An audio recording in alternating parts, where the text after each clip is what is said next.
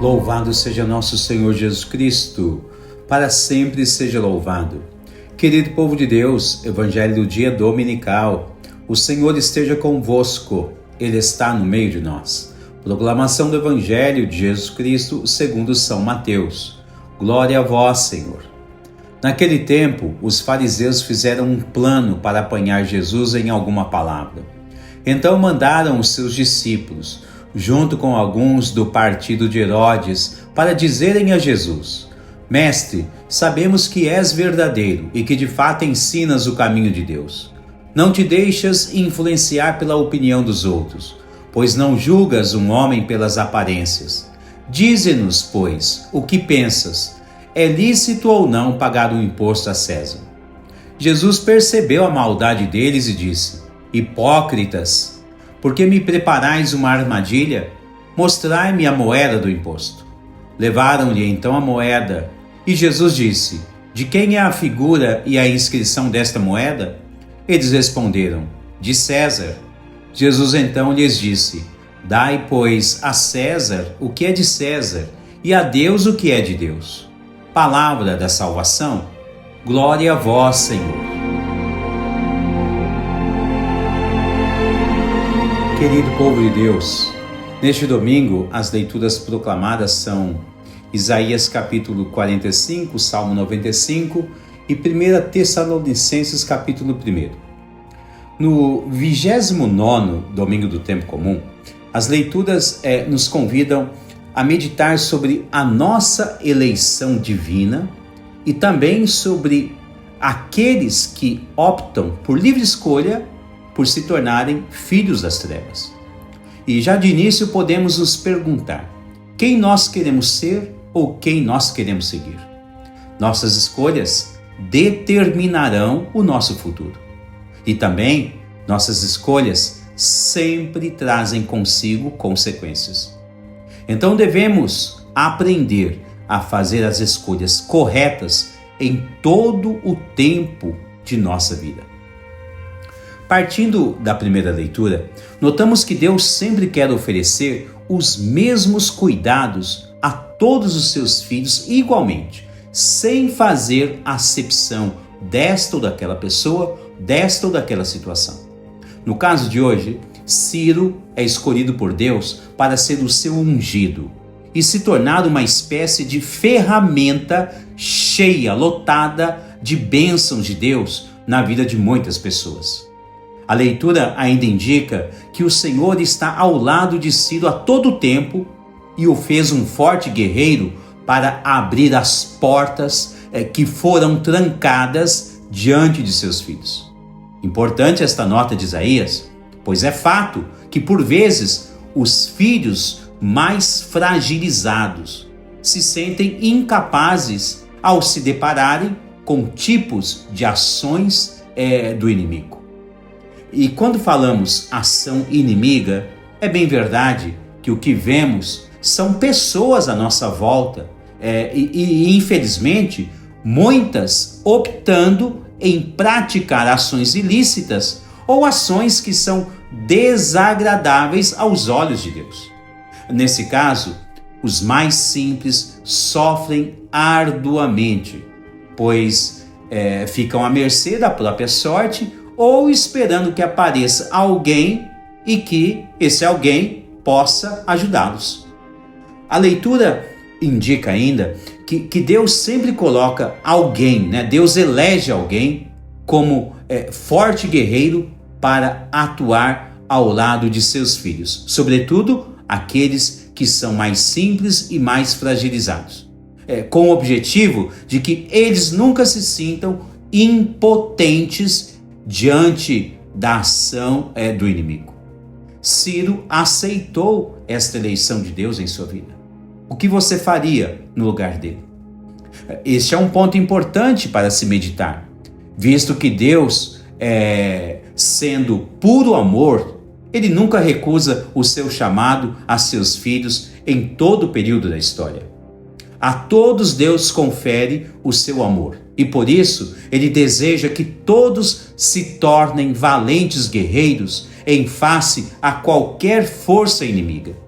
Para isso, devemos estar de corações abertos e aceitar o chamado de Deus quando este se apresentar com sua voz poderosa em nosso coração. Devemos ficar atentos e de coração sempre acolhedor diante da voz do Altíssimo. Pode ser que Deus queira você como valente guerreiro para Ele. Pense nisso seriamente. Bom, em frente a tantas atrocidades que ocorrem na humanidade atual, como podemos nos tornar valentes guerreiros? A segunda leitura é um forte indicador quando se fala que o Evangelho chega até nós por meio da força do Espírito Santo. Quando nos abrimos à graça e ao chamado de Deus, é o Espírito Santo que deve atuar como força, ou dinamis em nossa vida. Dinamis, vindo do grego, tem o sentido de uma espécie de energia constante que não para. Neste caso, uma energia que atua em nós constantemente, Falando-se do Espírito Santo, é como se fosse uma ação infinita em nossas vidas. Também esta palavra, dinamis, pode ser raiz da palavra dinamite ou também dínamo. E também a palavra dinamis é citada na metafísica de Aristóteles com o significado de potencialidade. Então, o Espírito Santo, ele quer atuar na vida de cada cristão como uma potência que não se encerra. Ademais, ainda surte o efeito como aquela dinamite, citada há uns minutos atrás. Uma dinamite que tem uma grande potencialidade de explosão, tanto no sentido de força expansiva, é assim quando acontece uma explosão, como também uma força de destruição. Força expansiva para fazer crescer ações virtuosas em cada um de nós. E força destruidora para destruir, aquilo que é contrário à vontade do Espírito Santo em nossas vidas. Além disso, como um dínamo deve gerar uma força infindável em nossa vida interior. Olha quanta coisa boa a força, a potencialidade do Espírito Santo ele realiza em cada um de nós, em nossa vida interior. O que é um dínamo? Alguém poderia perguntar. Bom, a grosso modo, resumidamente, é um gerador de eletricidade.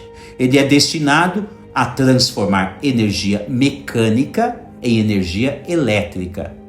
E ele não somente gera a energia, mas também, dependendo do gerador, a energia torna-se contínua, constante. Então veja só, a este exemplo, a força que o Espírito Santo opera em cada um de nós, então ela atua como uma espécie de proteção divina que é contínua, ela não para, nunca cessa. Então será essa mesma força do Espírito Santo que irá proteger os filhos de Deus dos projetos malignos que Satanás propõe na vida das pessoas, as armadilhas, ciladas, enfim. No Evangelho de hoje, Jesus alerta os seus discípulos quanto a esses tipos de ações que os filhos das trevas tramam contra os filhos da luz. Notem que quando alguns fariseus, com má intenção, tentam armar uma emboscada para apanhar Jesus, perguntando a ele se é lícito ou não pagar o imposto de César, primeiro que é uma conversa fiada, O Evangelho já se diz que estão tentando armar contra Jesus. Mesmo assim, Jesus os surpreende. Obviamente que era uma armadilha para ver se Jesus iria conspirar contra o imperador ou não, entre outros detalhes. Jesus responde que deve-se dar a César o que é de César e a Deus o que é de Deus.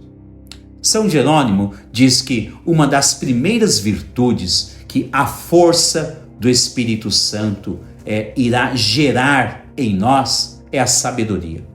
Precisamente para nos livrar de astúcias como esta que foi apresentada a Jesus no Evangelho que acabamos de citar. Portanto, querido povo de Deus, reparem a urgência dos filhos deixarem seus corações dóceis ao Espírito Santo, que é dom de Deus, e assim se tornarem valentes guerreiros. Continua ainda São Jerônimo e diz que os perseguidores que foram armar contra Jesus ficaram tão admirados com sua sabedoria, pois Jesus, naquela ocasião, mesmo sabendo da armação deles, mesmo assim, Jesus não feriu ninguém. Jesus saiu totalmente ileso daquela questão proposta e ainda deixou claro que devemos saldar uma dívida com Deus. Ou seja, Deus nos doou o seu Filho para nos salvar de todos os nossos pecados. Então, devemos dar a Deus o que é de Deus, significando que é muito justo oferecermos o nosso sim a Deus. Porém, como a bondade de Deus é infinitamente maior do que a bondade de qualquer pessoa em toda a terra, Deus nunca nos deixa órfãos, mesmo quando nós oferecemos a nossa vida a Ele. Não, Deus ainda nos doa o Espírito Santo e toda a sua força. Este é o segredo dos valentes guerreiros de toda a história bíblica, vétero e neotestamentária, e também de toda a sua posteridade. Em toda a história bíblica, todos que elegeram a força de Deus em suas vidas foram revestidos da força do Espírito Santo. O mesmo Espírito Santo que ressuscitou Jesus ao terceiro dia após a sua morte. E o mesmo Espírito que nos confere os dons necessários para nos defender de qualquer astúcia maligna. Povo de Deus, abra o seu coração, diga sim ao chamado de Deus e revista-se da força que vem do alto. Deus abençoe você e toda a sua família.